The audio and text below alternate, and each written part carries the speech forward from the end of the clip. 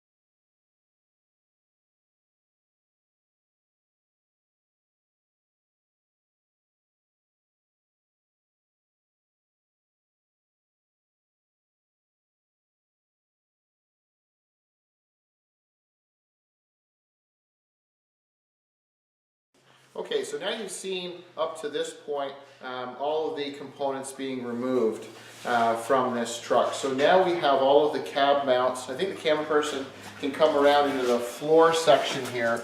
As we mentioned earlier, we were pretty confident that there was going to be a lot of repairs needed in the floor, previous patchwork and body filler and stuff, so pretty thick in here, and over on the other side you see the toe boards, but we knew that going in. We expected the cowl. These are really common areas that they rust out in, and not to pick on Ford, GM's the same kind of thing. They're just the design of the trucks, they seem to pool a lot of moisture in, and the front floors get rotted, and then there's been quite a bit of patchwork done in the back, and everything's kind of not in the right position. So what we'll do is we're just getting ready to lift the cab off, and we'll put it on one of our dollies and then we'll examine it closer. We'll make a material list of parts for metal that we're going to need to order, and we'll basically rebuild this whole cab with all new metal.